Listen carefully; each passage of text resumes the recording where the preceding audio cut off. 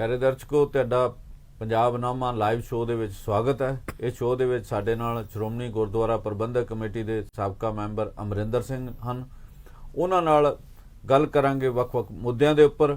सब तो पहलां गल करांगे कि जिहड़ा किसान मोर्चा, संयुक्त किसान मोर्चा, उन्होंने जित हासिल की है। अज जिहड़ा मोर्चे के आगू जिहड़े दिल्ली के वख-वख गुरुद्वारियां दे विच गए, उत्थे नतमस्तक होए ते असी अपनी जिहड़ी शुरुआत आ वो देखांगे कि बलवीर सिंह राजेवाल हुणी ते उन्हां दे नाल होर आगू जिहड़े आ गुरुद्वारियां च अज गए, उन्हां दा किस तरीके नाल स्वागत होया, उत्थे उन्हां की कहा। आओ पहलां शुरुआत दे विच देखदे हां उन्हां दी एक वीडियो। साहिब श्री गुरु ग्रंथ साहब जी की पावन हजूरी च जुड़ बैठी गुरु रूप साध संगत फतेह अर्ज करदा हूं। वाहिगुरू जी का खालसा, वाहिगुरू जी की फतेह। सतगुरां दी अपार कृपा हुई है। एक किसान मोर्चा जिहड़ा तकरीबन 1.25 साल चलिया, 2 महीने पंजाब दियां रेलवे लाइनां ते किसान बैठे ते 1 साल तो वध दिल्ली के बॉर्डर ते बैठे।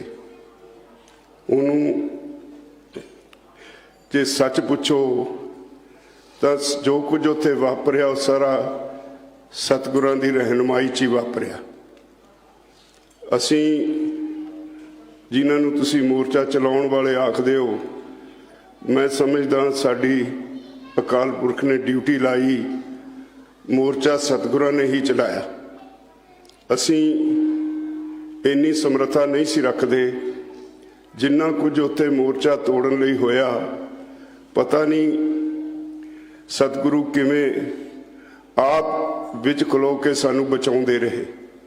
मोर्चे नूं नेपरे चाढ़न विच सतगुरां दी अपार कृपा, ये सब तो वड्डी साडे ते बख्शिश सी।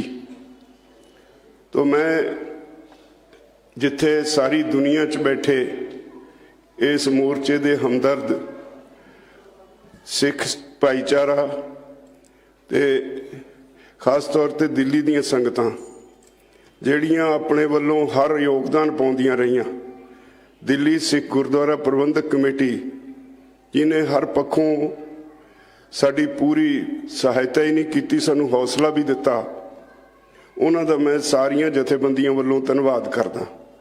मैं मुआफ़ी मंगदा सिख संगतां तो, दिल्ली दीयां संगतां तो। पूरा 1 साल साडे मोर्चे ते डटे रहन कारण तुहानू बहुत कष्ट सहना पिया, दिल्ली आउण लई बहुत मुश्किलों का सामना करना पिया, साडी मजबूरी सी। फिर भी दिल्ली दी संगत तो असी मोर्चे वल्लों मुआफ़ी मंगदे हां। मुआफ़ी मंगदा दिल्ली दे मोर्चों के बार्डरां दे नाल लगदे पिंडां तो जिन्होंने पता नहीं किन्ने कष्ट झलने पे इस मोर्चे की वजह करके, और वाहिगुरू की कृपा रही उहदे बावजूद उन्होंने जो साडी सहायता की। हरियाणे दे उन्हां पिंडां विचों हर रोज़ दुध, लस्सी ते पता नहीं की रसद दे विच वो लोग सानू लिया के सारे मोर्चे नूं प्रदान करते रहे।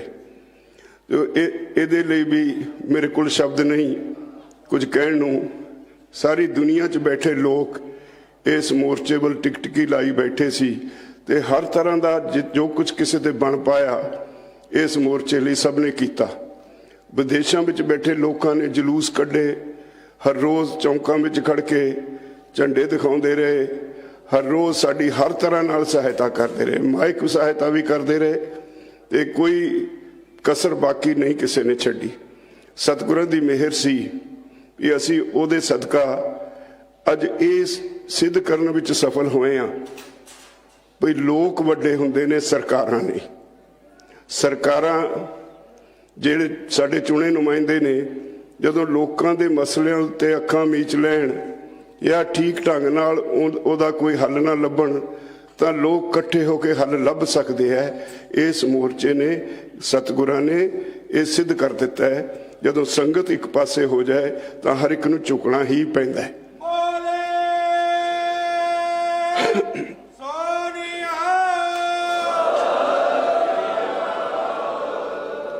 ਮੇਰੇ ਕੋਲ ਸ਼ਬਦ ਨਹੀਂ। ਦਿੱਲੀ ਦੀਆਂ ਸੰਗਤਾਂ, ਸਾਰੇ ਦੇਸ਼ 'ਚ ਬੈਠੀਆਂ ਸੰਗਤਾਂ, ਵਿਦੇਸ਼ਾਂ 'ਚ ਬੈਠੀਆਂ ਸੰਗਤਾਂ ਦਾ ਧੰਨਵਾਦ ਕਰਨ ਲਈ। ਔਰ ਮੁਆਫੀਆਂ ਮੰਗਣ ਤੋਂ ਸਿਵਾ ਮੇਰੇ ਕੋਲ ਕੁਝ ਨਹੀਂ। ਅਸੀਂ ਬਹੁਤ ਨੂੰ ਕਸ਼ਟ ਦਿੱਤਾ, ਬਹੁਤ ਲੋਕਾਂ ਨੇ ਕਈ ਤਰ੍ਹਾਂ ਦੇ ਮੁਸ਼ਕਲਾਂ ਜਿਹੜੀਆਂ ਸੀ ਉਹਨਾਂ ਦਾ ਸਾਹਮਣਾ ਕੀਤਾ। ਅੱਜ ਮੈਂ ਸਤਿਗੁਰਾਂ ਦੇ ਓਟ ਆਸਰੇ ਤੋਂ ਗਦਗਦ ਹਾਂ। ਸਾਰੀ ਕਿਸਾਨ ਜਥੇਬੰਦੀਆਂ, ਸਾਰਾ ਸਿੱਖ ਭਾਈਚਾਰਾ, ਕਿਉਂਕਿ ਪੰਜਾਬ ਤੋਂ ਅੰਦੋਲਨ ਸ਼ੁਰੂ ਹੋਇਆ ਸੀ, ਇਸ ਕਰਕੇ ਮੁੱਢ ਪੰਜਾਬ ਨੇ ਬੰਨਿਆ।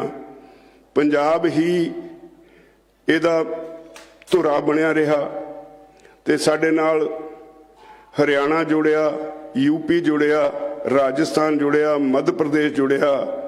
ਦੇਸ਼ ਦੇ ਕੋਨੇ-ਕੋਨੇ ਤੋਂ, ਬੰਗਾਲ ਤੋਂ, ਤਾਮਿਲਨਾਡੂ ਤੋਂ, ਕੇਰਲਾ ਤੋਂ ਜਥੇ ਆ ਕੇ ਸਾਡੇ ਨਾਲ ਧਰਨੇ 'ਚ ਬੈਠਦੇ ਰਹੇ। ਸਾਰੀ ਦੁਨੀਆ, ਸਾਰੇ ਦੇਸ਼ ਵਿੱਚ ਜਦੋਂ ਅਸੀਂ ਕੋਈ ਕਾਲ ਦਿੰਦੇ ਸੀ, ਜਿਨ੍ਹਾਂ ਲੋਕਾਂ ਨਾਲ ਸਾਡਾ ਸਿੱਧਾ ਸੰਪਰਕ ਨਹੀਂ ਵੀ ਸੀ, ਉਹ ਸਾਰੇ ਸਾਡੇ ਉਸ ਕਾਲ ਨੂੰ ਉੱਤੇ ਫੁੱਲ ਚੜਾਉਂਦੇ ਔਰ ਉਹਨੂੰ ਸਫਲ ਕਰਦੇ ਸੀ। ਇਹ ਵਿਲੱਖਣ ਮੋਰਚਾ ਸੀ। ਇਹ ਮੋਰਚਾ ਦੁਨੀਆ ਦਾ ਇਕੱਲਾ ਇਹੋ ਜਿਹਾ ਮੋਰਚਾ ਹੋ ਨਿਬੜਿਆ ਜਿਹੜਾ ਸਭ ਤੋਂ ਲੰਬਾ ਸਮਾਂ ਚੱਲਿਆ, ਸਭ ਤੋਂ ਵੱਧ ਸ਼ਾਂਤਮਈ ਔਰ ਸਭ ਤੋਂ ਵੱਧ ਲੋਕਾਂ ਦੀ ਸ਼ਮੂਲੀਅਤ ਵਾਲਾ। ਮੈਂ ਇੱਕ ਗੱਲ ਕਿਹਾ ਕਰਦਾ ਸਾਂ ਵੀ ਅਸੀਂ ਉਹ ਗੁਰੂ ਸਾਹਿਬਾਨ ਦੀ ਸੰਤਾਨ ਆ ਜਿਨ੍ਹਾਂ ਨੇ ਕੌਮ ਲਈ ਕੁਰਬਾਨੀਆਂ ਦਿੱਤੀਆਂ ਪਰ ਪਿੱਛੇ ਨਹੀਂ ਹਟੇ।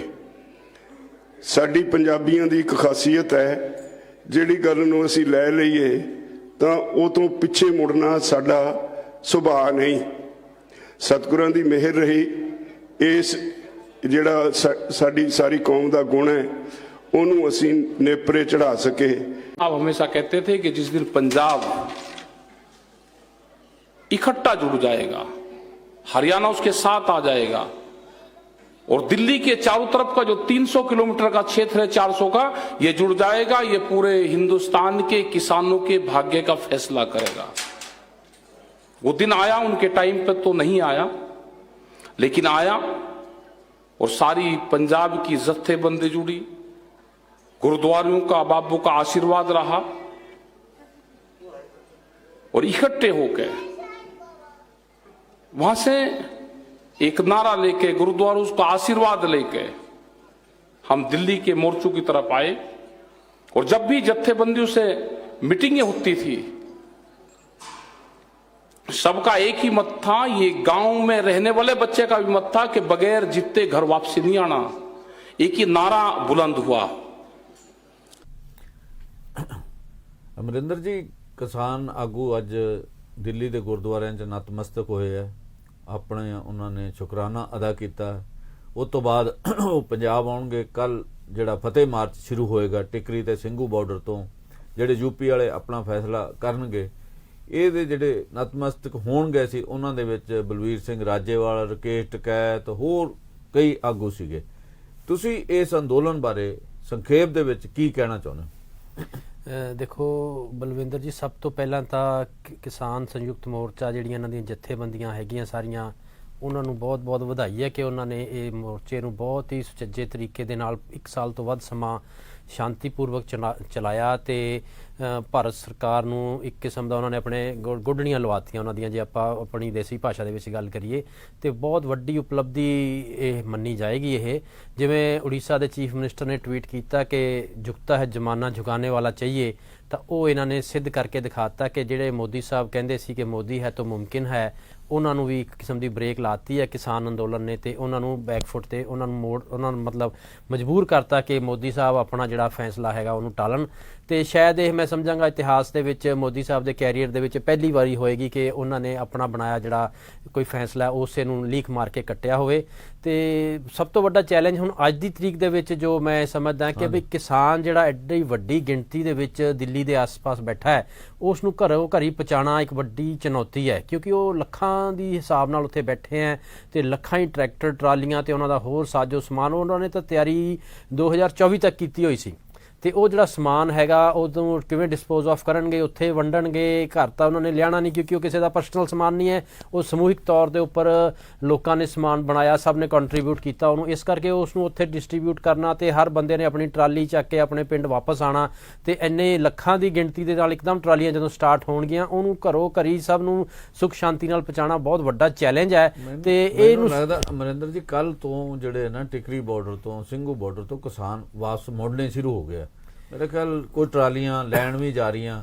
ਇਹ ਜਿਵੇਂ ਕਿਸਾਨ ਗਏ ਸੀਗੇ ਉਸੇ ਢੰਗ ਨਾਲ ਮੇਰੇ ਖਿਆਲ ਵਾਪਸ ਆ ਜਾਣਗੇ, ਕਿਉਂਕਿ ਖੁਸ਼ੀ ਚ ਆਉਣਾ, ਇਸ ਕਰਕੇ ਉਹਨਾਂ ਨੂੰ ਆਉਣ ਦੀ ਵੀ ਵੱਡੀ ਕਾਹਲ ਨਹੀਂ ਹੈਗੀ, ਉਹ ਆਰਾਮ ਨਾਲ ਆਉਣਗੇ ਮੈਨੂੰ ਤਾਂ ਇਹ ਲੱਗਦਾ। ਲੇਕਿਨ ਮੇਰੇ ਕਹਿਣ ਦਾ ਮਤਲਬ ਹੈ ਕਿ ਵੀ ਜਦੋਂ ਇੱਕੋ ਦਮ ਲੱਖਾਂ ਟਰਾਲੀਆਂ ਇੱਕ ਸਪੌਟ ਤੋਂ ਚੱਲਣਗੀਆਂ ਤੇ ਵੱਡੀ, ਜਿਵੇਂ ਆਪਾਂ ਦੇਖਦੇ ਹਾਂ ਆਮ ਰੈਲੀਆਂ ਦੇ ਵਿੱਚ ਬਹੁਤ ਸਾਰੇ ਮਤਲਬ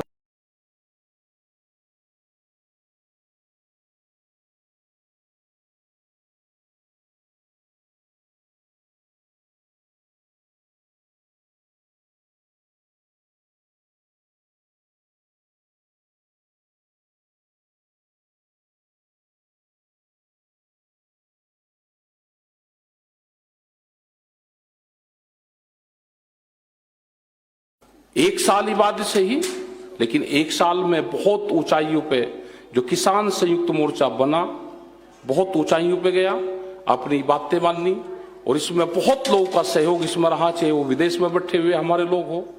हमारे ऊपर एलिगेशन बहुत लगे, उन सबको झेला, लेकिन हम सभी लोगों ने अपने धैर्य को नहीं खोया। हमको सबको पता था कि ये जो प्रोग्राम हो रहा है, इसमें जो आशीर्वाद है, ये गुरु परंपराओं को मानने वाले लोगों का प्रोग्राम है, और इसमें जीत गुरु विचारधाराओं के लोगों की होगी। जय श्री अकाल। और आप देखोगे भी सरकारों को भी गुरु के शरण में जाना पड़ा। जब जब भी उन्होंने जो घोषणाएं सरकारों ने करी, वे गुरु के पर्व हुए तो उस पर घोषणा करने की कोशिश करी, गुरु परंपरा को टच करने की कोशिश करी। अभी भी प्रेस के लोगों से जब बातचीत हुई 8 तारीख में सुबह ही, पूरा फैसले कंप्लीट थे, सब लोगों को यह था कि आज फैसला हो जाएगा, लेकिन हमने कहा, उन्होंने पूछा कि आज फैसला, मैं कहा आज तारीख 8 है, आज नहीं होगा। तो उसने कहा कि जत्थेबंदी थी और गांव से भी जो आवाज थी, उन्होंने कहा कि आज पूर्ण हो गया, आज मोर्चे की फतेह होगी है, और आज सब पूर्ण काम आप लोगों का होगा। वो हुआ भी। जैसे ही वहां पे गए, सभी वहां पे लोग थे, और एक ही सुर में, एक ही धौरी में जो हमारी डिमांड थी वो सरकारों ने मानी, और जो आंदोलन संघर्ष से समाधान की तरफ जा रहा था उसका समाधान हुआ। हाँ अमरिंदर, तू दस रहे सी भी ਇਹਦਾ ਇੰਪੈਕਟ ਕੀ ਰਿਹਾ, ਮਤਲਬ ਰਹੇਗਾ? ਮੇਰੇ ਕਹਿਣ ਦਾ ਮਤਲਬ ਇਹ ਸੀਗਾ ਕਿ ਵੀ ਮੈਜੋਰਟੀ ਜਿਹੜੀਆਂ ਮੰਗਾਂ ਹੈਗੀਆਂ ਉਹ ਤਾਂ ਸਾਨੂੰ ਔਨ ਦੀ ਫੇਸ ਜਿਹੜੀਆਂ ਹੈਗੀਆਂ ਉਹ ਕਿਸਾਨਾਂ ਦੇ ਹੱਕ ਦੇ ਵਿੱਚ ਸਰਕਾਰ ਮੰਨ ਗਈ ਹੈ, ਲੇਕਿਨ ਸਭ ਤੋਂ ਵੱਡਾ ਜਿਹੜਾ ਮੁੱਦਾ ਜਿਹੜਾ ਅਜੇ ਵੀ ਅੱਧ ਵਾਟੇ ਫਸਿਆ ਹੋਇਆ ਹੈਗਾ MSP ਦਾ ਮੁੱਦਾ, ਜਿਹਦੇ ਕਿ ਸਰਕਾਰ ਨੇ ਕਮੇਟੀ ਬਣਾਈ ਹੈ, ਲੇਕਿਨ ਉਹਦਾ ਫਾਈਨਲ ਆਊਟਕਮ ਜਿਹੜੀ ਹੈ ਉਹ ਕੁਝ ਸਮਾਂ ਪਾ ਕੇ ਮੀਟਿੰਗਾਂ ਤੋਂ ਬਾਅਦ ਜਿਹੜਾ ਉਹ ਨਿਕਲੇਗਾ। ਉਹਦੇ ਲਈ ਕਿਸਾਨਾਂ ਨੂੰ ਮਤਲਬ ਮੈਂ ਸਮਝਦਾ ਉਸੇ ਨੂੰ ਜਦ ਤੱਕ ਉਹ ਚੀਜ਼ ਡਿਸਾਈਡ ਨਹੀਂ ਹੁੰਦੀ ਉਦੋਂ ਤੱਕ ਉਹ ਆਪਣਾ ਜਿਹੜਾ ਹੈਗਾ ਜਥੇਬੰਦਕ ਢਾਂਚਾ उसनू बरकरार रखणगे। ते गवर्नमेंट दे नाल जिहड़ियां नैगोशिएशनस हो रही, जिहड़े उन्होंने अपने नुमाइंदे दिते हुए हैं, ਉਹਦੇ ਨਾਲ ਵਿਚਾਰ ਵਟਾਂਦਰਾ ਕਰਕੇ MSP ਨੂੰ ਰਿਜ਼ੋਲਵ ਕਰਾਉਣ ਲਈ ਉਹਦੀ ਮਿਨੀਮਮ ਸਪੋਰਟ ਪ੍ਰਾਈਸ ਜਦ ਤੱਕ ਫਸਲ ਦੀ ਨਹੀਂ ਡਿਸਾਈਡ ਹੋ ਜਾਂਦੀ ਉਦੋਂ ਤੱਕ ਇਹਨਾਂ ਨੂੰ ਇਹ ਕਰਨਾ ਬਣਦਾ ਵੀ ਹੈ ਤੇ ਬਣਾਈ ਰੱਖਣਗੇ, ਐਸੀ ਉਮੀਦ ਅਸੀਂ ਕਰਦੇ ਹਾਂ। ਤੇ ਇਸ ਤੋਂ ਅੱਗੇ ਉਹਨਾਂ ਨੇ ਸ਼ੁਕਰਾਨਾ ਅਦਾ ਕਰਨ ਜਾਣਾ। ਉਹ ਤੋਂ ਬਾਅਦ 15 ਨੂੰ ਜਿਹੜੇ ਪੰਜਾਬ ਦੇ ਵਿੱਚ ਟੋਲ ਪਲਾਜ਼ੇ ਉੱਥੋਂ ਤੇ ਹੋਰ ਥਾਵਾਂ ਦੇ ਉੱਪਰ ਨੱਕ ਹਟਾਉਣੇ ਆ। ਤੇ ਇਸੇ ਦੌਰਾਨ ਇੱਕ ਲੋਕਾਂ ਲਈ ਇਹ ਖਬਰ ਆਉਣੀ ਸ਼ੁਰੂ ਹੋ ਗਈ ਆ ਕਿ ਜਿਹੜੇ ਟੋਲ ਪਲਾਜ਼ਿਆਂ ਦੇ ਉੱਪਰ ਰੇਟ ਆ ਉਹ ਰਿਵਾਈਜ਼ ਹੋਣੇ ਸ਼ੁਰੂ ਹੋ ਗਿਆ। ਮਹਿੰਗਾ ਮਤਲਬ ਜਿਹੜੇ ਲੋਕਾਂ ਨੇ 1.5 ਸਾਲ ਸਵਾ ਸਾਲ ਬਿਨਾਂ ਟੋਲ ਤੋਂ ਵਹੀਕਲ, ਉਹਨਾਂ ਨੂੰ ਜਿਹੜਾ ਮੇਰੇ ਖਿਆਲ ਅਗਲੇ ਦਿਨਾਂ ਤੋਂ, ਕੱਲ ਤੋਂ ਜਾਂ ਪਰਸੋਂ ਤੋਂ ਜਾਂ ਜਿੱਥੇ 15 ਤੋਂ ਉਹ ਪੈਸੇ ਜਿਹੜੇ ਫੇਰ ਅਦਾ ਕਰਕੇ ਜਾਣਾ ਪਿਆ ਕਰੇਗਾ। ਜਦੋਂ ਪੈਸੇ ਅਦਾ ਕਰਿਆ ਕਰਨਗੇ ਉਸ ਸਮੇਂ ਮੈਨੂੰ ਲੱਗਦਾ ਫੇਰ ਕਿਸਾਨ ਅੰਦੋਲਨ ਲੋਕਾਂ ਨੂੰ ਯਾਦ ਆਇਆ ਕਰੇਗਾ। ਚਲੋ ਇਸ ਤੋਂ ਅਸੀਂ ਅਗਲੀ ਖਬਰ ਵੱਲ ਵਧਦੇ ਹਾਂ ਕਿ ਅੱਜ ਆਮ ਆਦਮੀ ਪਾਰਟੀ ਨੇ 30 ਉਮੀਦਵਾਰਾਂ ਦਾ ਐਲਾਨ ਕਰ ਦਿੱਤਾ ਹੈ ਤੇ ਪੰਜਾਬ ਦੇ ਵਿੱਚ ਚੋਣ ਸਰਗਰਮੀਆਂ ਜਿਹੜੀਆਂ ਉਹਨਾਂ ਦਾ ਦੌਰ ਜਿਹੜਾ ਸ਼ੁਰੂ ਹੋ ਚੁੱਕਾ ਹੈ ਤੇ ਜਿਹੜੇ ਪਹਿਲਾਂ ਕਿਸਾਨ ਰੋਕਦੇ ਸੀਗੇ ਮੇਰਾ ਖਿਆਲ ਹੁਣ ਉਹਨਾਂ ਨੇ ਫਤਿਹ ਹਾਸਲ ਕਰ ਲਈ, ਇਸ ਕਰਕੇ ਉਹ ਵੀ ਰੋਕਣਗੇ ਨਹੀਂ। ਇਹਦੇ ਨਾਲ ਪੰਜਾਬ ਦੇ ਵਿੱਚ ਚੋਣ ਸਰਗਰਮੀਆਂ ਜਿਹੜੀਆਂ ਸ਼ੁਰੂ ਹੋ ਗਈਆਂ। ਪਰ ਮੈਨੂੰ ਇਹਦੇ ਵਿੱਚ ਇਹ ਲੱਗਦਾ ਕਿ ਜਿਹੜਾ ਸੰਯੁਕਤ ਅਕਾਲੀ ਮੋਰਚਾ ਉਹਦੀ ਕੋਈ ਇੱਕ ਰਾਏ ਨਹੀਂ ਬਣ ਰਹੀ ਕਿ ਉਹ ਅਮਰਿੰਦਰ ਸਿੰਘ ਬੀਜੇਪੀ ਵਾਲੇ ਉਸ ਪਾਸੇ ਵੱਲ ਨੂੰ ਜਾਣ ਜਾਂ ਉਹ ਆਪਣੀ ਆਜ਼ਾਦ ਹਸਤੀ ਰੱਖਣ। ਇਹਦੇ ਬਾਰੇ ਤੁਹਾਡਾ ਕੀ ਖਿਆਲ ਹੈ? ਬਲਵਿੰਦਰ ਜੀ ਦੇਖੋ, ਪੰਜਾਬ ਦੀ ਜਿਹੜੀ ਰਾਜਨੀਤੀ ਮੈਂ ਸਮਝਦਾ ਕਿ ਇੱਕ ਕਿਸਮ ਦੀ ਪ੍ਰਚਾਰ ਦੇ ਉੱਪਰ ਜਿਹੜੀ ਖੜੋਤ ਆਈ ਹੋਈ ਸੀਗੀ, ਕਿਉਂਕਿ ਕਿਸਾਨ ਜਿਹੜੇ ਸੀ ਉਹਨਾਂ ਨੇ ਇੱਕ ਕਿਸਮ ਦਾ ਸੋਸ਼ਲ ਬਾਈਕਾਟ ਕੀਤਾ ਹੋਇਆ ਸੀ ਕਿ ਸਾਰੀ ਪੋਲੀਟੀਕਲ ਪਾਰਟੀਆਂ ਨੂੰ ਅਸੀਂ ਪਿੰਡਾਂ ਦੇ ਵਿੱਚ ਨਹੀਂ ਵੜਨ ਦਾਂਗੇ, ਸਾਡਾ ਮੱਥਾ ਲੱਗਿਆ ਹੋਇਆ ਦਿੱਲੀ ਦੇ ਨਾਲ, ਸਾਡੀ ਰੋਜੀ ਰੋਟੀ ਦਾ ਸਵਾਲ ਹੈ, ਸਾਡੀ ਜ਼ਮੀਨਾਂ ਜਿਹੜੀਆਂ ਦਾਅ 'ਤੇ ਲੱਗੀਆਂ ਹੋਈਆਂ ਤੇ ਤੁਹਾਨੂੰ ਆਪਣੀ ਵੋਟਾਂ ਦੀ ਪਈ ਹੋਈ ਆ। ਉਹ ਜਿੱਤ ਹਾਸਲ ਕਰਨ ਤੋਂ ਬਾਅਦ ਉਹ ਥੋੜ੍ਹੇ ਰਿਲੈਕਸ ਹੋ ਜਾਣਗੇ ਤੇ ਆਪਣੇ ਘਰੋਂ ਘਰੀ ਮੁੜ ਜਾਣਗੇ ਤੇ ਉਸ ਤੋਂ ਬਾਅਦ ਮੈਂ ਸਮਝਦਾ ਕਿ ਕੁਛ ਹੀ ਦਿਨਾਂ ਦੇ ਵਿੱਚ ਹੋ ਸਕਦਾ ਕਿ ਸਾਨੂੰ ਇਹਦੇ ਵਿੱਚ ਇਲੈਕਸ਼ਨ ਕੋਡ ਵੀ ਪੰਜਾਬ ਦੇ ਵਿੱਚ ਲੱਗਣ ਵਾਲਾ ਹੈਗਾ ਤੇ ਮੋਮੈਂਟਮ ਜਿਹੜਾ ਪੋਲੀਟੀਕਲ ਮੋਮੈਂਟਮ ਹੈ ਉਹ ਵਧੇਗਾ। ਜਿੱਥੇ ਤੱਕ ਤੁਸੀਂ ਗੱਲ ਕਰ ਰਹੇ ਹੋ ਸੰਯੁਕਤ ਅਕਾਲੀ ਮੋਰਚੇ ਦੀ, ਉਹਦੇ ਵਿੱਚ ਸੰਯੁਕਤ ਅਕਾਲੀ ਦਲ ਜਿਹੜਾ ਹੈ, ਹਾਂਜੀ ਹਾਂ, ਸੰਯੁਕਤ ਅਕਾਲੀ ਦਲ ਦੀ ਜਿਹੜੀ ਤੁਸੀਂ ਗੱਲ ਕਰ ਰਹੇ ਹੋ ਉਹ ਉਹਨਾਂ ਦੀ ਆਪਣੀ ਅੰਦਰ ਇੰਟਰਨਲ ਜਿਹੜੇ ਉਹਨਾਂ ਦੇ ਲੀਡਰਸ਼ਿਪ ਹੈ ਉਹ ਵਿਚਾਰ ਵਿਮਰਸ਼ ਕਰ ਰਹੀ ਹੈ। ਉਹਦੇ ਵਿੱਚ ਦੋ ਰਾਏ ਬਣੀ ਹੋਈਆਂ। ਇੱਕ ਰਾਏ ਤਾਂ ਇਹ ਹੈਗੀ ਹੈ ਕਿ ਬਈ ਬੀਜੇਪੀ ਦੇ ਨਾਲ ਸਾਡਾ ਗੱਠਜੋੜ ਹੈਗਾ ਉਹ ਨਹੀਂ ਹੋਣਾ ਚਾਹੀਦਾ, ਲੇਕਿਨ ਦੂਸਰੇ ਪਾਸੇ ਇੱਕ ਐਸਾ ਵੀ ਵਰਗ ਉਹਨਾਂ ਦੇ ਵਿੱਚ ਹੈਗਾ ਜਿਹੜਾ ਇਹ ਕਹਿੰਦਾ ਕਿ ਬਈ ਸਾਨੂੰ ਉਹਦੇ ਪੋਲੀਟੀਕਲ ਜੇ ਅਕਾਲੀ ਦਲ ਬਾਦਲ ਪਰਿਵਾਰ ਬੀਜੇਪੀ ਦੇ ਨਾਲ ਸਮਝੌਤਾ ਕਰਕੇ ਸਾਰਾ ਕੁਝ ਹਾਸਲ ਕਰ ਸਕਦਾ ਤੇ ਪੰਜਾਬ ਦੇ ਹਿੱਤਾਂ ਦੀ ਗੱਲ ਕਰ ਸਕਦਾ। ਅਕਾਲੀ ਦਲ ਨੂੰ ਭਾਵੇਂ ਕਿ ਉਹਨਾਂ ਨੇ ਕਈ ਕਾਰਨਾਂ ਕਰਕੇ ਅਕਾਲੀ ਦਲ ਨਿਘਾਰ ਦੇ ਵਿੱਚ ਗਿਆ, ਲੇਕਿਨ ਉਹਦੇ ਪਿੱਛੇ ਅਸੀਂ ਇਹ ਨਹੀਂ ਕਹਿ ਸਕਦੇ ਕਿ ਉਹ ਬੀਜੇਪੀ ਰਿਸਪੌਂਸੀਬਲ ਹੈ, ਉਹਦੇ ਪਿੱਛੇ ਬਾਦਲ ਪਰਿਵਾਰ ਦੀਆਂ ਗਲਤ ਨੀਤੀਆਂ ਰਿਸਪੌਂਸੀਬਲ ਹੈਗੀਆਂ। ਇਸ ਕਰਕੇ ਸੰਯੁਕਤ ਅਕਾਲੀ ਦਲ ਨੂੰ ਉਸ ਪਲੇਟਫਾਰਮ ਦੇ ਉੱਪਰ ਜਾ ਕੇ ਬੀਜੇਪੀ ਦੇ ਨਾਲ ਹੱਥ ਮਿਲਾ ਕੇ ਪੰਜਾਬ ਦੀ ਪੋਲਿਟਿਕਸ ਨੂੰ ਅੱਗੇ ਵਧਾਉਣਾ ਚਾਹੀਦਾ। ਐਸਾ ਵੀ ਇੱਕ ਬਹੁਤ ਵੱਡਾ ਵਰਗ ਸੰਯੁਕਤ ਅਕਾਲੀ ਦਲ ਦੇ ਵਿੱਚ ਹੈਗਾ,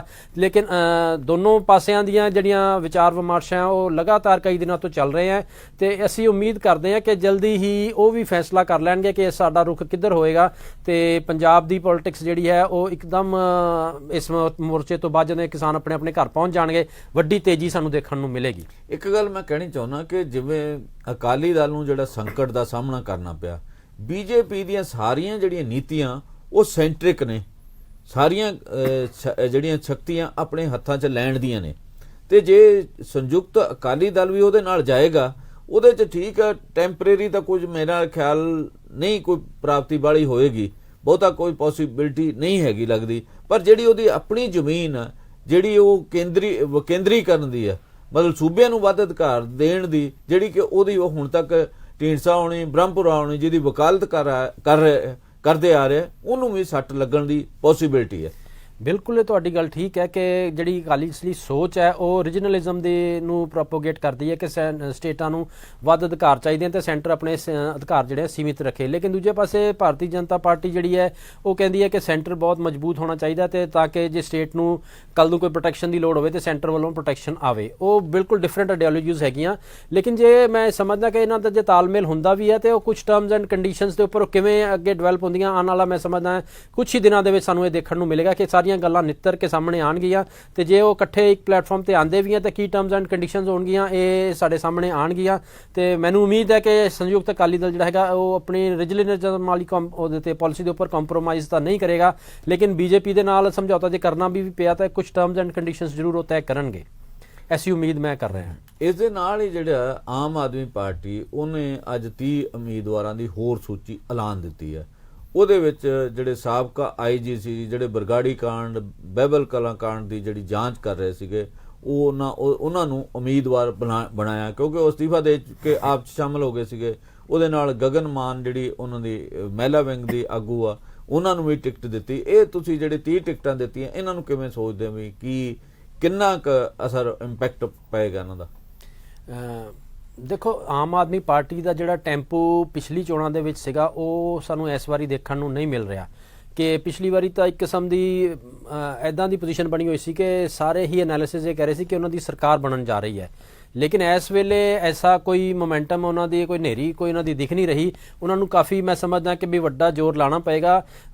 ਦੂਜੇ ਪਾਸੇ ਜੇ ਅਸੀਂ ਇਹ ਦੇਖੀਏ ਤੇ ਚੰਨੀ ਦੇ ਹੱਕ ਦੇ ਵਿੱਚ ਜ਼ਰੂਰ ਥੋੜਾ ਸਾਨੂੰ ਇੱਕ ਮੋਮੈਂਟਮ ਦਿਖ ਰਹੀ ਹੈ ਕਿ ਵੀ ਚੰਨੀ ਦੀ ਆਪਣਾ ਕੈਪਟਨ ਸਾਹਿਬ ਨੂੰ ਚੇਂਜ ਕਰਨ ਤੋਂ ਬਾਅਦ ਜਿਹੜਾ ਚੰਨੀ ਨੂੰ ਲੈ ਕੇ ਆਈ ਹੈ ਕਾਂਗਰਸ, ਤੇ ਉਹ ਜ਼ਰੂਰ ਅਗਰੈਸਿਵਲੀ ਕੰਪੇਨ ਕਰ ਰਹੇ ਆ। ਉਹਨਾਂ ਦੇ ਬੰਦੇ ਜਿਹੜੇ ਆ ਫੀਲਡ ਦੇ ਵਿੱਚ ਪੂਰਾ ਉਹ ਕਰ ਰਹੇ ਆ। ਉਹਨਾਂ ਦਾ ਵੋਟ ਬੈਂਕ ਵੀ ਜਿਹੜਾ ਹੈਗਾ ਉਹ ਸਾਨੂੰ ਦਿਖ ਰਿਹਾ ਕਿ ਮਤਲਬ ਖੁਸ਼ੀ ਦੀ ਉਹਨਾਂ ਦੇ ਵਰਕਰ ਦੇ ਵਿੱਚ ਵੀ ਖੁਸ਼ੀ ਦਿਖ ਰਹੀ ਹੈ। ਲੇਕਿਨ ਆਮ ਆਦਮੀ ਪਾਰਟੀ ਦੇ ਵਿੱਚ ਐਸਾ ਕੁਝ ਸਾਨੂੰ ਦੇਖਣ ਨੂੰ ਨਹੀਂ ਮਿਲ ਰਿਹਾ। ਫਿਰ ਵੀ ਉਸ ਤੋਂ ਬਾਅਦ ਵੀ ਜਿਹੜਾ ਇਹ ਕੈਪਟਨ ਸਾਹਿਬ ਦਾ ਤੇ ਬੀਜੇਪੀ ਦਾ ਜਿਹੜਾ ਗਠਬੰਧਨ ਉਹਨਾਂ ਨੇ ਅਨਾਉਂਸ ਕੀਤਾ ਹੈ, ਤੇ ਉਹਦੇ ਵਿੱਚ ਜੇ ਤੀਸਰੀ ਜਿਹੜੀ ਧਿਰ ਹੈਗੀ ਹੈ ਜਿਹਨੂੰ ਉਹ ਅਨਾਉਂਸ ਕਹਿ ਰਹੇ ਆ ਕਿ ਸਾਡੀ ਗੱਲਬਾਤ ਚੱਲ ਰਹੀ ਹੈ, ਜੇ ਉਹ ਮਟੀਰੀਅਲਾਈਜ਼ ਹੋ ਜਾਂਦੀ ਹੈ ਤੇ ਉਹ ਕਿਸ ਤਰੀਕੇ ਦੇ ਨਾਲ ਪੰਜਾਬ ਦੇ ਵਿੱਚ ਵਿਚਰਨਗੇ ਤਾਂ ਇਹ ਤਿਕੋਣਾ ਮੁਕਾਬਲਾ ਜੇ ਬਣ ਪਾਏਗਾ, ਉਸ ਤੋਂ ਬਾਅਦ ਆਪਾਂ ਕੁਝ ਕਹਿ ਸਕਾਂਗੇ ਕਿ ਗੱਲ ਕਿੱਧਰ ਨੂੰ ਜਾਏਗੀ। ਇਹਦੇ ਲਈ ਸਾਨੂੰ ਅਜੇ ਥੋੜੇ ਦਿਨ ਮੈਂ ਸਮਝਦਾ ਵੇਟ ਕਰਨਾ ਪਏਗਾ। ਪਰ ਜਿੱਦਣ ਸਾਬਕਾ ਮੁੱਖ ਮੰਤਰੀ ਕੈਪਟਨ ਅਮਰਿੰਦਰ ਸਿੰਘ ਨੇ ਆਪਣੇ ਦਫ਼ਤਰ ਦਾ ਉਦਘਾਟਨ ਕੀਤਾ ਚੰਡੀਗੜ੍ਹ ਦੇ ਵਿੱਚ, ਉਹਦੇ ਵਿੱਚ ਕੋਈ ਲੀਡਰ ਜਿਹੜਾ ਉਹ ਨਹੀਂ ਦੱਸਿਆ। ਉਹਨਾਂ ਦੇ ਆਪਣੇ ਲੜਕੇ ਰਾਣਿੰਦਰ ਸੀਗੀ, ਬੇਟੀ ਜੈਇੰਦਰ ਕੌਰ ਸੀਗੀ, ਜਾਂ ਕੁਝ ਬਹੁਤ ਸੀਮਤ ਜੇ ਸਮਰਥਕ ਸੀਗੇ। ਉਹ ਤੋਂ ਬਾਅਦ ਗਜਿੰਦਰ ਸਿੰਘ ਸ਼ੇਖਾਵਤ ਜਿਹੜੇ ਕੇਂਦਰੀ ਮੰਤਰੀ, ਉਹਨਾਂ ਨੂੰ ਘਰ ਜਾ ਕੇ ਮਿਲੇ ਤਾਂ ਕਿ ਜਿਹੜਾ ਉਹਨਾਂ ਨੂੰ ਲੱਗਾ ਵੀ ਉੱਥੇ ਤਾਂ ਕੋਈ ਆਇਆ ਨਹੀਂ।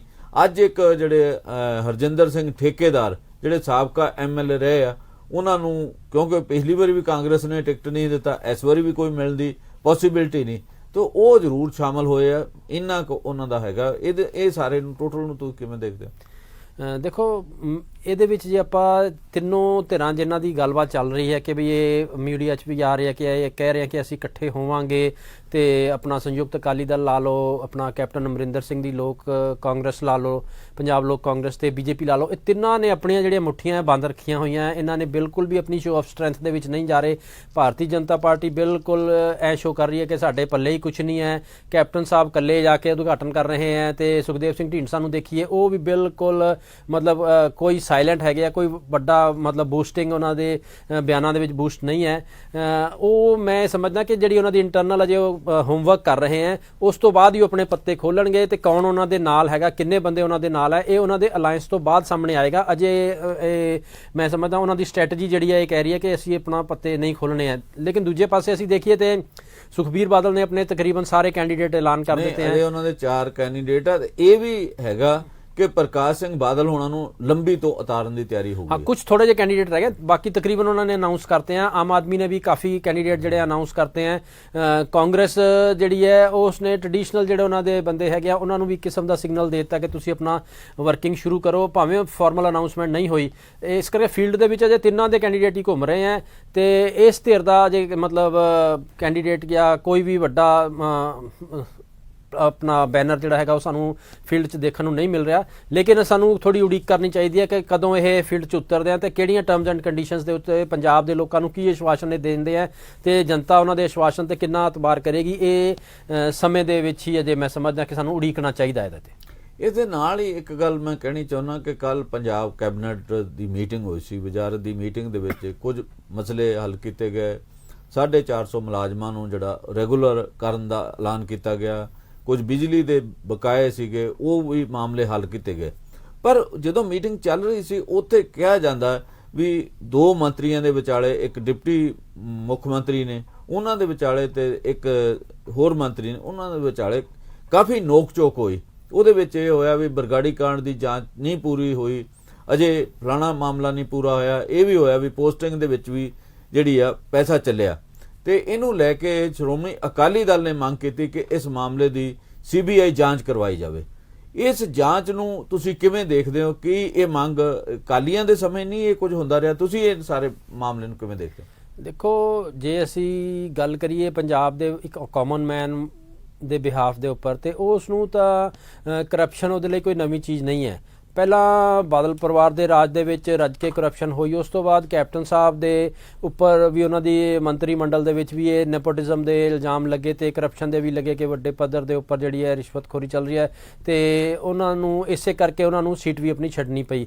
ਤੇ ਹੁਣ ਜਦੋਂ ਇਹ ਨਵਾਂ ਮੁੱਖ ਮੰਤਰੀ ਭਾਵੇਂ ਉਹ 3-4 ਮਹੀਨੇ ਲਈ ਬਣਿਆ, ਦਾਅਵੇ ਤਾਂ ਉਹ ਇਹ ਕਰਦੇ ਆ ਕਿ ਮੈਂ ਬਿਲਕੁਲ ਸਾਫ਼ ਸੁਥਰੀ ਸਰਕਾਰ ਦਾਂਗਾ, ਲੇਕਿਨ ਉਹਨਾਂ ਦੇ ਆਪਣੇ ਜਿਹੜੇ ਮੰਤਰੀ ਹੈ ਐਸੇ ਇਲਜ਼ਾਮ ਲਾਉਂਦੇ ਆ ਕਿ ਵੀ ਤੁਹਾਡਾ ਫਲਾਣਾ ਮੰਤਰੀ ਪੈਸੇ ਲੈ ਗਿਆ, ਫਲਾਣਾ ਮੰਤਰੀ ਪੈਸੇ ਲੈ ਗਿਆ, ਤੇ ਉਹ ਮੈਂ ਸਮਝਦਾ ਕਿ 4 ਮਹੀਨੇ ਦੇ ਵਿੱਚ ਹੀ ਉਹਨਾਂ ਦੀ ਜਿਹੜੀ ਉਹ ਪਰਦਾ ਉੱਠ ਰਿਹਾ। ਤੇ 4.5 ਸਾਲ ਜੇ ਉਹਨਾਂ ਨੂੰ ਨੈਕਸਟ ਟਰਮ, ਜਿਵੇਂ ਉਹ ਕਹਿ ਰਿਹਾ ਕਿ ਅਸੀਂ ਅਗਲੀ ਟਰਮ ਦੇ ਵਿੱਚ ਆ ਰਹੇ ਹਾਂ, ਤੇ ਉਹ ਕਿੱਥੇ ਤੱਕ ਕਰਪਸ਼ਨ ਨੂੰ ਪਹੁੰਚਾਉਣਗੇ, ਇਹ ਪੰਜਾਬ ਦੀ ਜਨਤਾ ਨੂੰ ਅੰਦਾਜ਼ਾ ਹੁਣੇ ਤੋਂ ਲੱਗਣਾ ਸ਼ੁਰੂ ਹੋ ਗਿਆ। ਤੇ ਚੰਨੀ ਸਾਹਿਬ ਨੂੰ ਚਾਹੀਦਾ ਕਿ ਵੀ ਉਸ ਚੀਜ਼ ਨੂੰ ਨੱਥ ਪਾਉਣ ਤੇ ਕਰਪਸ਼ਨ ਦੇ ਮੁੱਦੇ ਤੇ ਜੋ ਪਬਲਿਕ ਨੂੰ ਵਾਅਦੇ ਕਰ ਰਿਹਾ ਕਿ ਮੈਂ ਬਿਲਕੁਲ ਕਰਪਸ਼ਨ ਫ੍ਰੀ ਸਰਕਾਰ ਦਾਂਗਾ, ਉਹ ਘੱਟੋ ਘੱਟ 4 ਮਹੀਨੇ ਜ਼ਰੂਰ ਉਹਨਾਂ ਨੂੰ ਚਾਹੀਦਾ ਕਿ ਕਰਪਸ਼ਨ ਮੁਕਤ ਸਰਕਾਰ ਪੰਜਾਬ ਨੂੰ ਦੇਣ। ਉਹ ਤੇ ਲੱਗਦਾ ਵੀ ਉਹ ਇਸ ਵਿੱਚ ਕਾਮਯਾਬ ਹੋ ਜਾਣਗੇ?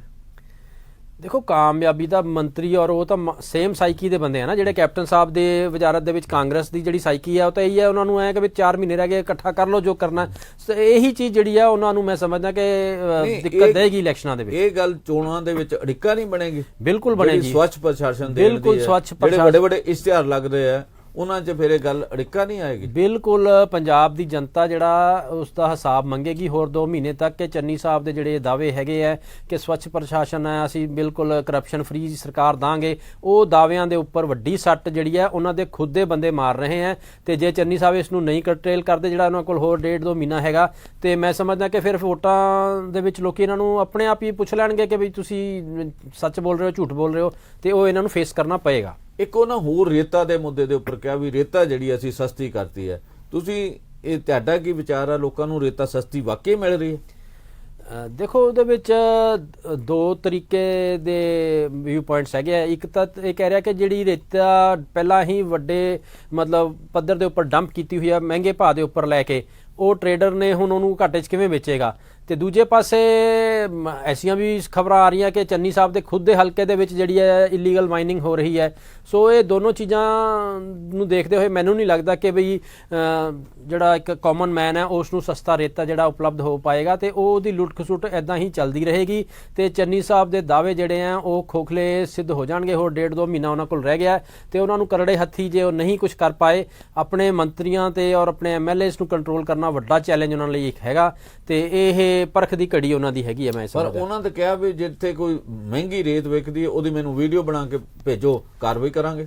ਦੇਖੋ, ਵੀਡੀਓ ਤਾਂ ਹੁਣ ਆਮ ਆਦਮੀ ਪਾਰਟੀ ਦੇ ਬੰਦਿਆਂ ਨੇ ਬਣਾ ਕੇ ਪਬਲਿਕ ਦੇ ਵਿੱਚ ਆ ਗਈ, ਪਬਲਿਕ ਡੋਮੇਨ 'ਚ ਅਖਬਾਰਾਂ 'ਚ ਆ ਗਈ, ਤੇ ਉਹ ਕਾਰਵਾਈ ਕਰਨ ਦੀ ਜਗ੍ਹਾ ਉਹ ਆਪ ਜਾ ਕੇ ਉੱਥੇ ਵੱਖਰੀ ਇੰਸਪੈਕਸ਼ਨ ਕਰ ਰਹੇ। ਕਾਰਵਾਈ ਕਿਉਂ ਨਹੀਂ ਕਰ ਰਹੇ? ਉਹ ਉਹਨਾਂ ਨੂੰ ਕਾਰਵਾਈ ਕਰਨੀ ਬਣਦੀ ਹੈ। ਜੋ ਵਾਕਈ ਪਾਕ ਸਾਫ ਹੈਗੇ ਤਾਂ ਜਿਹੜੀ ਚੀਜ਼ ਪਬਲਿਕ ਡੋਮੇਨ 'ਚ ਆ ਗਈ, ਸਾਰੇ ਅਖਬਾਰਾਂ ਦੇ ਵਿੱਚ ਫੋਟੋਆਂ ਛਪ ਗਈਆਂ, ਤੇ ਉਸ ਤੇ ਕਾਰਵਾਈ ਪੰਜਾਬ ਦੇ ਲੋਕ ਚਾਹੁੰਦੇ ਆ ਕਿ ਉਹ ਕਾਰਵਾਈ ਕਰਨ, ਤੇ ਉਮੀਦ ਹੈ ਕਿ ਵੀ ਚੰਨੀ ਸਾਹਿਬ ਉਹਦੇ ਤੇ ਪਰਦਾ ਨਹੀਂ ਪਾਣਗੇ ਤੇ ਕਾਰਵਾਈ ਕਰਨਗੇ। ਚਲੋ ਦੇਖਦੇ ਆਂ। ਚੋਣਾਂ ਜਿਹੜੀਆਂ ਹੁਣ ਮੇਰਾ ਖਿਆਲ ਉਹਨਾਂ ਦੀਆਂ ਸਰਗਰਮੀਆਂ ਵੀ ਸ਼ੁਰੂ ਹੋ ਜਾਣਗੀਆਂ, ਕੋਈ ਅੜਿੱਕੇ ਵੀ ਨਹੀਂ ਪੈਣਗੇ। ਪਰ ਇੱਕ ਗੱਲ ਜ਼ਰੂਰ ਲੱਗਦੀ ਆ ਕਿ ਕਿਸਾਨ ਵੱਖ-ਵੱਖ ਪਾਰਟੀਆਂ ਨੂੰ ਸਵਾਲ ਜਿਹੜੇ ਕਰਨ ਦਾ ਉਹਨਾਂ ਕੰਮ ਸ਼ੁਰੂ ਕੀਤਾ ਸੀ, ਉਹ ਜ਼ਰੂਰ ਕਰਦੇ ਰਹਿਣਗੇ ਵੀ ਅਗਲੀਆਂ ਚੋਣਾਂ ਦੇ ਵਿੱਚ ਤੁਸੀਂ ਜਿਹੜੇ ਤੁਹਾਡੇ ਵਾਅਦੇ ਆ, ਜਿਹੜੇ ਤੁਹਾਡੇ ਦਾਅਵੇ ਆ, ਉਹਨਾਂ ਦੇ ਵਿੱਚ ਕਹਿਣੀ ਤੇ ਕਥਨੀ ਦੇ ਵਿੱਚ ਕੀ ਤੁਸੀਂ ਸਹੀ ਖਰੇ ਉਤਰੋਗੇ ਜਾਂ ਨਹੀਂ ਉਤਰੋਗੇ। ਮੇਰਾ ਖਿਆਲ ਇਹ ਸਵਾਲ ਜਿਹੜਾ ਸੰਯੁਕਤ ਕਿਸਾਨ ਮੋਰਚੇ ਨਾਲ ਜੁੜੇ ਲੋਕ, ਉਹ ਤੋਂ ਇਲਾਵਾ ਆਮ ਜਨਤਾ ਵੀ ਕਰਨੇ ਸ਼ੁਰੂ ਕਰੇਗੀ। ਜੇ ਇਹ ਗੱਲ ਜਾਰੀ ਰਹਿੰਦੀ ਹੈ, ਇਹਦੇ ਨਾਲ ਮੇਰਾ ਖਿਆਲ ਜਿਹੜਾ ਕੁਝ ਨਾ ਕੁਝ ਭ੍ਰਿਸ਼ਟਾਚਾਰ ਨੂੰ ਨੱਥ ਪਾਉਣ ਦੇ ਵਿੱਚ ਮਦਦ ਮਿਲੇਗੀ। ਤੁਸੀਂ ਅਮਰਿੰਦਰ ਸਿੰਘ ਜੀ ਸਾਡੇ ਸ਼ੋਅ 'ਚ ਜੁੜੇ, ਤੁਹਾਡਾ ਬਹੁਤ ਬਹੁਤ ਧੰਨਵਾਦ। ਤੇ ਇੱਥੇ ਹੀ ਅਸੀਂ ਆਪਣੇ ਦਰਸ਼ਕਾਂ ਕੋਲੋਂ ਲੈਣੇ ਆਗਿਆ। ਧੰਨਵਾਦ।